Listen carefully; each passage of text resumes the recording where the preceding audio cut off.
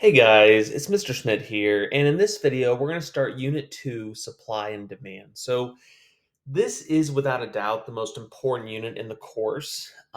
Most of what we do in AP microeconomics is built off of the supply and demand model and looking at the interactions of firms and consumers in the marketplace. And so, it's really important that we do a good job in this unit in order to make the upcoming units that build off this content easier to understand.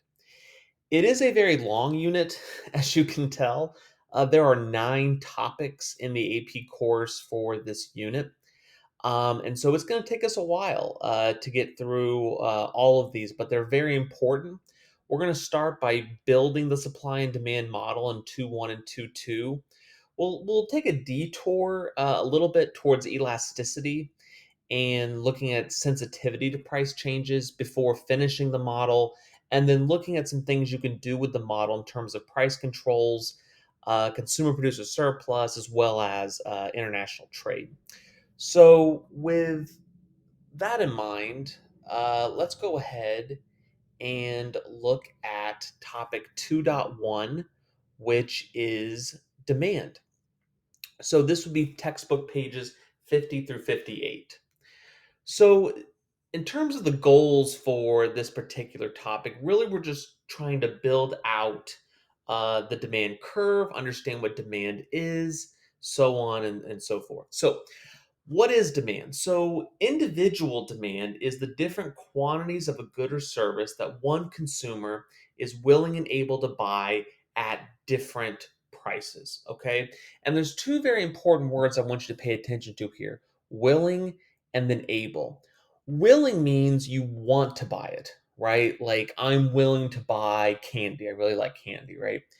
Able means you physically have the money to do so, right? Like, I'd love to buy a Tesla car, but I do not have the money to do that, right? So the only way something gets bought from a consumer's perspective is if they're willing to buy it and they are able to buy it. And again, this is at an individual level for one consumer. If we wanted to look at the demand for all consumers put together, this would be called market demand. Market demand is the different quantities of a good or service that all consumers are willing and able to buy at different prices. So, market demand, therefore, is the sum of every consumer's individual demand. If you take all those individual demands and you add them together, you get market demand.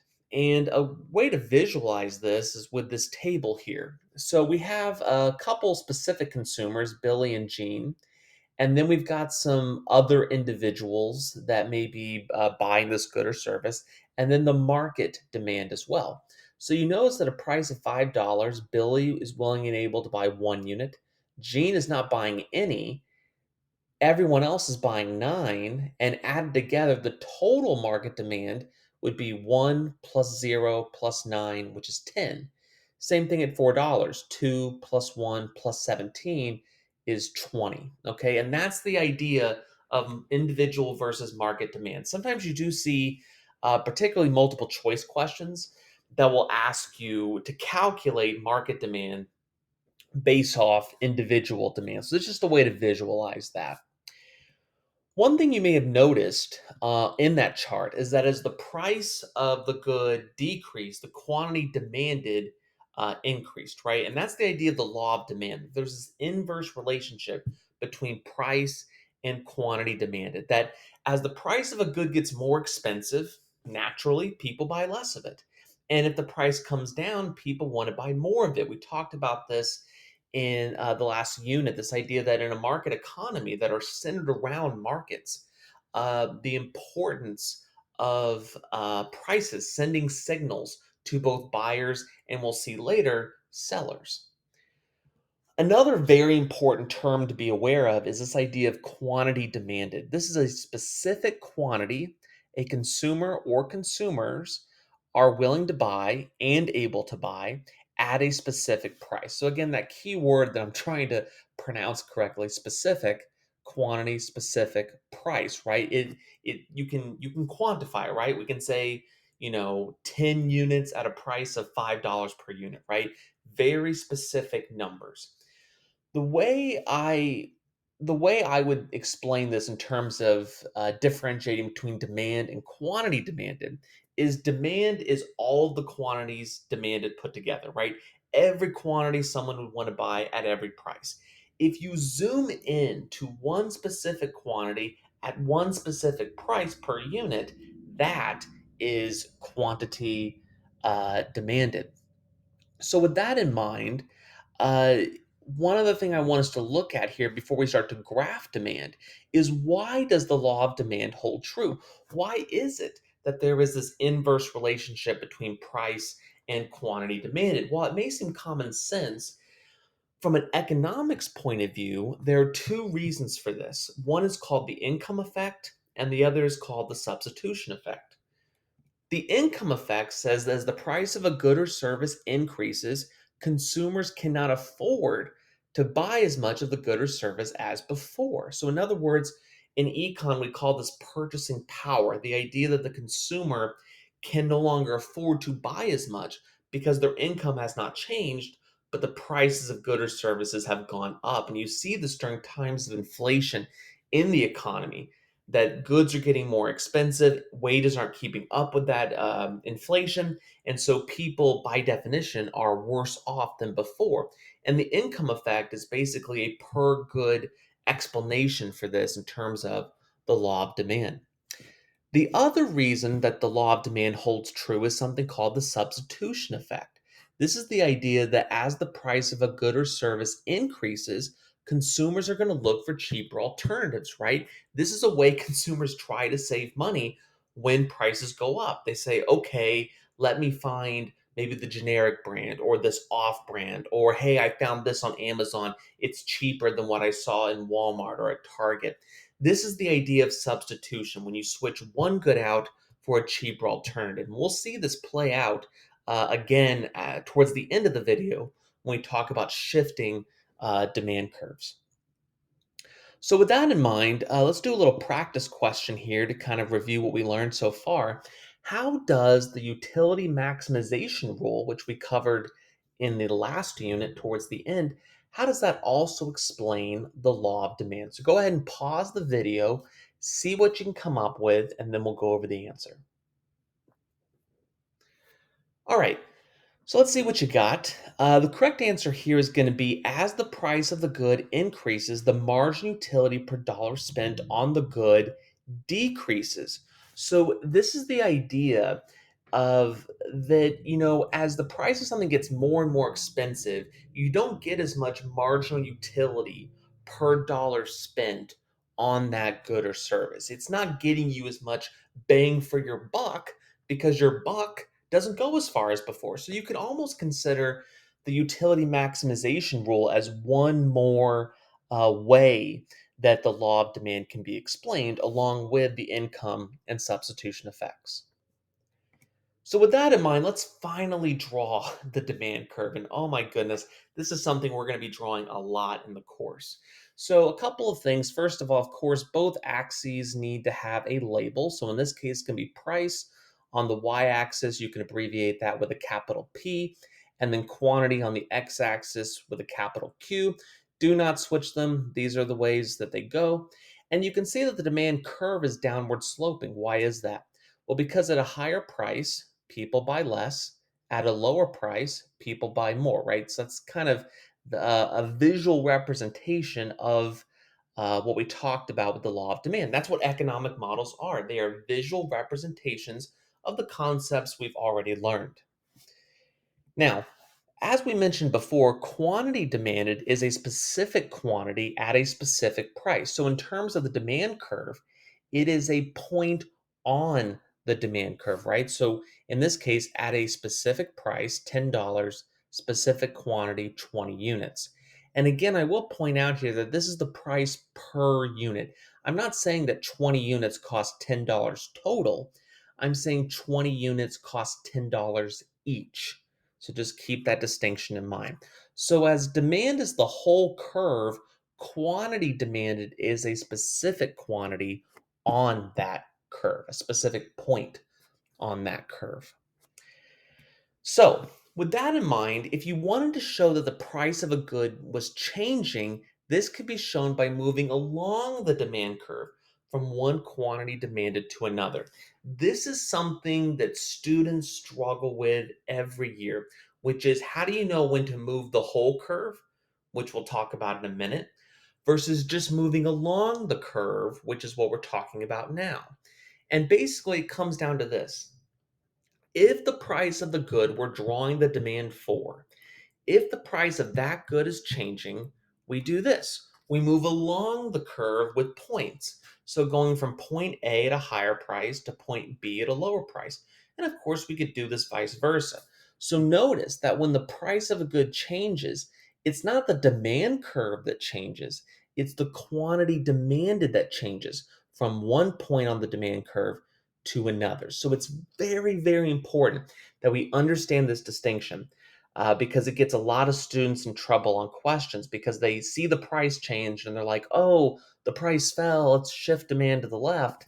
That's not what you do here. In this case, you move along the demand curve. So just keep that in mind. So with that in mind, let's finally, at the end of the video, let's talk about all the ways the demand curve can shift. So when the demand curve shifts to the left, this means consumers are willing and able to buy less of the good regardless of the price. So remember, right means more, left means less. We talked about this with the production possibilities curve, and it comes to play here as well. So in terms of drawing it, it would look like this. So we have a new curve to the left of the old one. Again, I'm going to encourage you with your arrows, make them point left and right. It's just going to save you some trouble in the long run, but make sure you have the arrow indicating that this is less demand. So what does this mean? This means that at every single quantity demanded, okay, there's a new quantity demanded. Why? Because the price has changed. So at every single price, we are buying less than we were before. It doesn't matter if the price is way up here or way down here, we're buying less than we were before. And of course, the opposite's true with demand shifting to the right. This means consumers are willing and able to buy more of the good regardless of the price. And so this is how you would show demand to the right. Notice here that the price of the good, no matter what it is, we're buying more than we were before. Again, a right arrow moving it to the right. Right means more. Notice I give my new curves a different label, in this case D1. Most of the time, you can pick what you call it. Just don't call it the same exact thing. You do need a capital D, of course, but you can do D1, D5, D28. I don't care what you call it as long as you have that capital D. So now, what we want to do here is build out a table of reasons why the demand curve would move left or right. And so we're going to do these basically one at a time so that you can kind of absorb each one in turn. So the first one is simply, do consumers like the product? If they do, okay, they'll buy more of it. If they don't like the product, they buy less of it. This is why advertising is a thing. You try to convince consumers to like your product in order to buy it. And if you're not successful at that, or something is wrong with the product, or it's too expensive and people don't like it, then demand shifts to the left. So that's the first shifter. The second one would be there are more consumers or there are less consumers. If there are simply more people out there open to buying the product, demand shifts to the right. If there are less people out there wanting to buy the product, demand shifts to the left. So, again, these first two are pretty common sense. Just wanted to put those out there for you. And so, with that in mind, let's go ahead and practice here. So, show what happens to the market demand for apples if a study shows eating apples improves your health. So, go ahead and pause the video, draw it out, and then we'll see if you're right. Okay, so the correct answer is going to be a demand shift to the right. Again, make sure you have your arrow, new curve label. You'll notice in the question it does say market demand. Basically, assume the demand curves are for market demand unless the question specifies otherwise. Normally, when you're drawing it, it doesn't make much of a difference. It's more just with the tables that I showed you earlier with Billy and Jean that would make a difference. All right, third shifter, and now we need some vocabulary here. So we can talk about normal goods. So when you have a normal good, the more money you have, the more of the good you buy. And if you're thinking, well, duh, that's because most goods operate this way. For example, cars. If I have more money, I might buy more cars, right? If I have less money, I buy less cars, right? That's the idea of a normal good. However, there are some goods called inferior goods where it is the opposite, where the more money you have, the less of the good you buy. The classic example that I give is ramen. So if you go off to college, you'll see a lot of college students eating ramen. Why? Because it's very cheap and college students tend to be pretty poor, right? They don't have a lot of money. But when college students graduate and they get jobs that pay them a good salary, they'll buy less of it, right? So they get more income and they buy less of it. So that's the example of an inferior good. And with that in mind, we can add that to our table. So two more rows filled in. If consumers have less income, demand shifts left if it's a normal good, or to the right if it's inferior good. If consumers have more income, shifts to the right if it's a normal good, or to the left if it's an inferior good. So this is one of the things you got to be careful with. Again, if the question doesn't say which type of good it is, you assume it's a normal good. These would make excellent flashcards because once you memorize these shifters, life becomes a little bit easier for you. So make sure you practice with these shifters, drawing the demand curves. The more practice you have, the better. All right, two more shifters, but they are pretty similar concept. The first one has to do with compliments. So, not the kind of compliment where you're saying something nice to someone. In this case, it means a pair. This is two goods that go together. So, for example, peanut butter and jelly. So, you often see them being purchased together. Whereas a substitute is a good that is purchased instead of the other. So, maybe Pepsi versus Dr. Pepper, right? Maybe you buy one over the other, right? One or the other. So, they're substitutes. So, how does that impact the demand curve? All right, so this is where it gets a little tricky. So, stay with me here. Imagine you have peanut butter and jelly, and you're told, hey, peanut butter is more expensive, right? So, if we were drawing the graph for peanut butter, we would move along the curve because the price of the good changed.